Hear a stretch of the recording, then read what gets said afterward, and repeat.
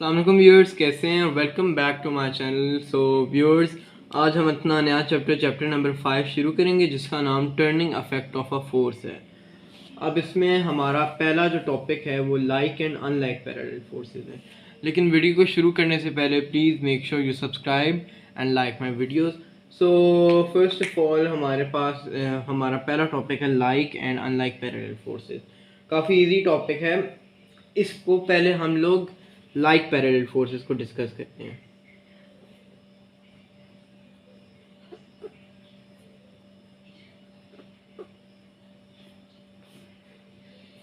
First of all हम एक diagram की मदद से इसको समझने की कोशिश करते हैं। सो फर्स्ट कर लें, ये एक बैग है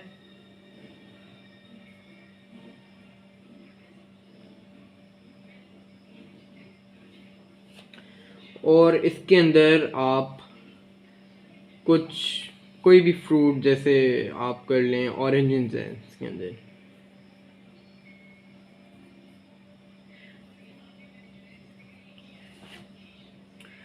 सो जब भी आप इन ऑरिजिन्स को लेके जा रहे होते हैं, आप कर रहे होते हैं, सो आप ये नोट करिएगा कि इन सब की जो वेट हैं, वेट यानी जी फोर्सेस हैं, वो सब डाउनवर्ड एक्ट कर रही हैं।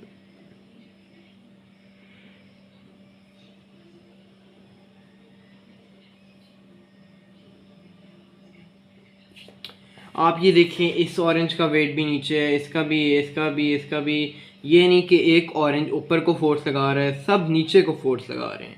Each and every orange weight is acting downward. So इसको हम लाइक पैरेलल कहते हैं। अब देखें, इसको हम लाइक पैरेलल फोर्सेस इसलिए इसको इसका नाम देते हैं क्योंकि हर एक तो नीचे हो रही हैं और ऊपर से ये पैरेलल फोर्सेस होती हैं। सो इसकी एक सिंपल सी डेफिनेशन होती है, like parallel forces are the forces which are parallel and have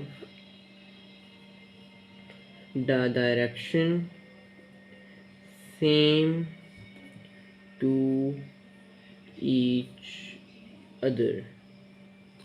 आप ये देखें कि हम ये देखें, सबकी डायरेक्शन डाउनवर्ड है। अब ये पैरेलल भी हैं और इनकी डायरेक्शन भी नीचे को एक्ट कर रही हैं। सो हमारा लाइक पैरेलल, हमारा जो इसका कॉन्सेप्ट था वो हमें क्लियर हो गया। अब चलते हैं अनलाइक पैरेलल फोर्सेस की तरफ।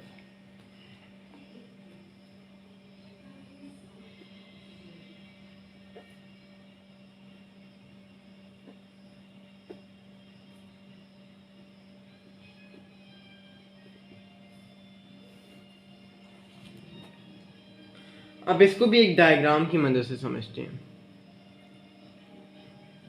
कि फर्ज कर लें एक स्टैंड है,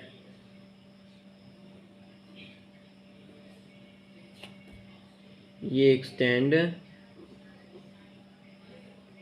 यहाँ पे स्टैंड ख़त्म हो रहा है और यहाँ एक स्ट्रिंग लगी हुई है और यहाँ पे फिर उसके साथ एक एप्पल अटैच्ड है, सॉरी जो भी, बस एक कोई चीज़ अटैच्ड है उसके साथ।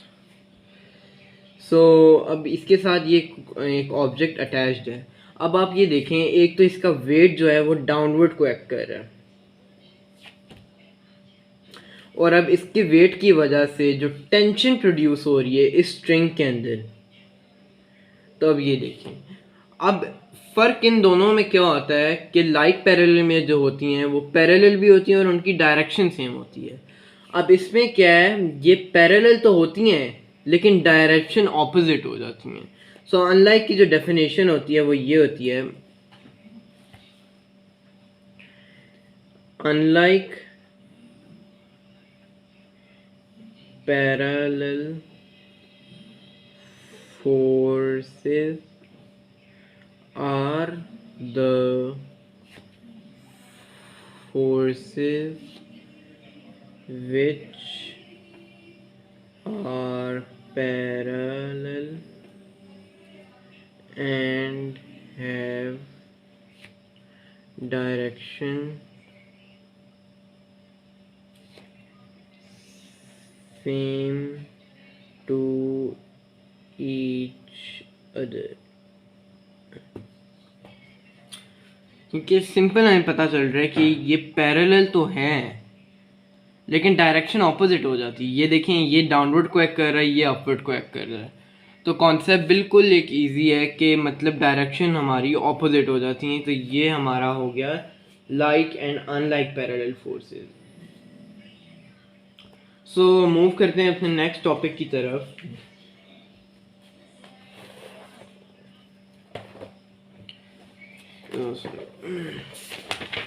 जो कि है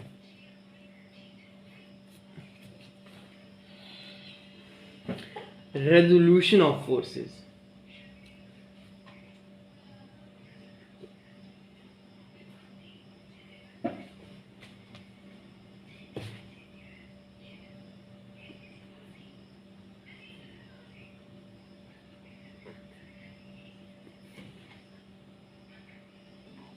अच्छा, रेजोल्यूशन ऑफ फोर्सेस क्या होता है? रेजोल्यूशन का मतलब ये होता है कि एक चीज़ है और उसको दो टुकड़ों में तोड़ देना, उसको हम कहते हैं रेजोल्यूशन का नाम उसको देते हैं। अब रेजोल्यूशन ऑफ फोर्सेस को एक हम डायग्राम की मदद से समझते हैं कि ये एक हम ग्राफ बनाते हैं।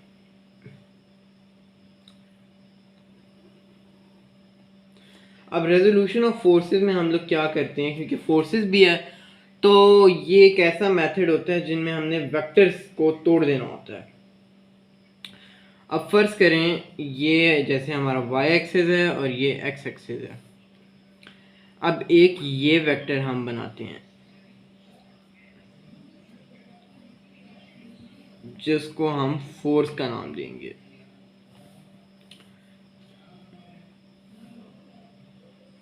और एक ये वेक्टर है और एक ये वेक्टर है। अब इन दोनों वेक्टर्स को एक स्पेशल नेम देते हैं, वो होता है परपेंडिकुलर कंपोनेंट्स। इनको हम नाम देते हैं परपेंडिकुलर कंपोनेंट्स। अब इन परपेंडिकुलर कंपोनेंट्स में जो ये वाला वेक्टर होता है इसको हम एफ एक्स का नाम देते हैं और इसको हम एफ वाई का नाम दे देते हैं। सो सिंपल है क्योंकि एफ एक्स ये एक्स एक्सिस पे है, एफ वाई वो वाई एक्सिस पे है।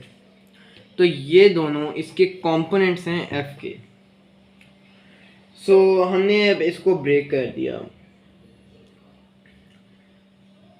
अब इनके कई फार्मूलाज होते हैं कि जैसे हमें एफ है तो एफ नहीं गिवन है और ये दोनों गिवन है, हम कैसे फाइंड करेंगे फोर्स को, ये ढूंढना है तो हम कैसे फाइंड करेंगे। तो फार्मूलाज होते हैं। अब उन फार्मूलाज को डिराइव करने के लिए एक सिंपल सा सेंटेंस होता है, वो सेंटेंस मैं आपको लिख के दिखाता हूँ कि सम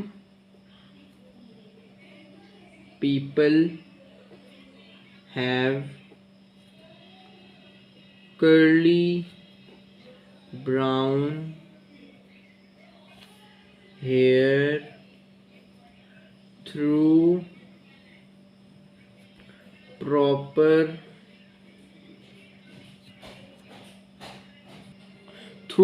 brushing।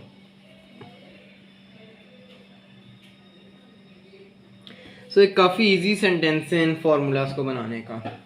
अब ये देखें, सम से मतलब S for sine theta, people से आप याद रख लें परपेंडिकुलर, पी हैव एस से हाइट। तो इसी को हम कर लेते हैं, परपेंडिकुलर पे हमारे पास एफ वाई है डिवाइडेड बाय ये हमारा फोर्स। अब अगले पे हम लोग जाते हैं सेकंड पे। अब करली से कॉस थीटा,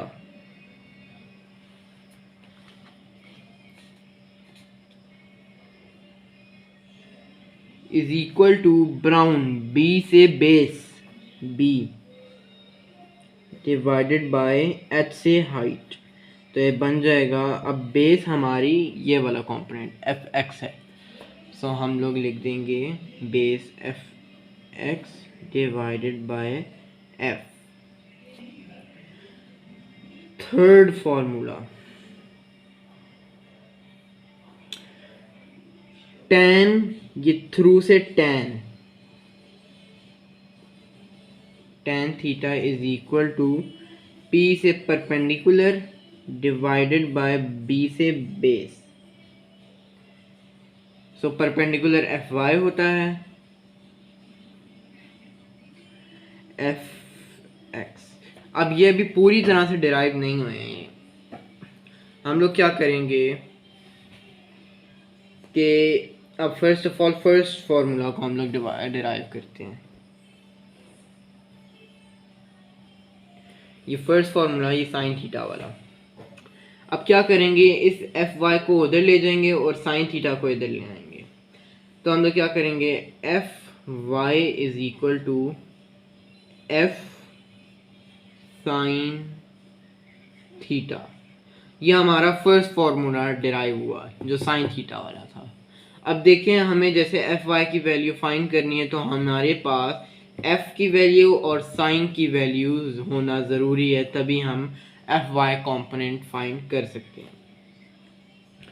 अब सेकेंड फार्मूला कॉस थीटा वाला, सेम करेंगे, एफ एक्स को यहाँ ले आएंगे और कॉस को वहाँ ले जाएंगे। So F X is equal to F cos theta. अब एफ एक्स फाइंड करना है तो एफ और कॉस होना ज़रूरी है, तभी हम एफ एक्स कॉम्पोनेंट को फाइंड कर सकते हैं। अब थर्ड tan थीटा, अब इसमें ये नहीं करेंगे कि उसको वहाँ ले जाएंगे। अब ये है मतलब कि हम एंगल कैसे निकालेंगे। ये सॉरी, मैंने डायग्राम में एक चीज़ नहीं बनाई, ये चीज़ इसका एंगल थीटा होता है। अब हमें थीटा फाइंड करना हो और हमारे पास ये दोनों चीज़ें हों तो कैसे करेंगे। तो हम लोग लिखेंगे थीटा यहीं रह जाएगा और ये उस तरफ को जाएगा, तो ये tan है तो उस तरफ को वहाँ जाएगा तो वो tan इनवर्स हो जाएगा। तो हम लोग क्या करेंगे, theta is equal to tan inverse F Y divided by F X. So ये थ्री फार्मूलाज हमारे पास डिराइव हो चुके हैं। आज हमने 2 टॉपिक्स को कवर किया है, जो कि एक like and unlike parallel forces थे और एक रेजोल्यूशन ऑफ फोर्सेस थे। आई होप आज का लेक्चर आप लोगों को समझ आया होगा। अगर आप लोगों को वीडियो की समझ आई हो, please like and subscribe to my channel. अल्लाह हाफिज़।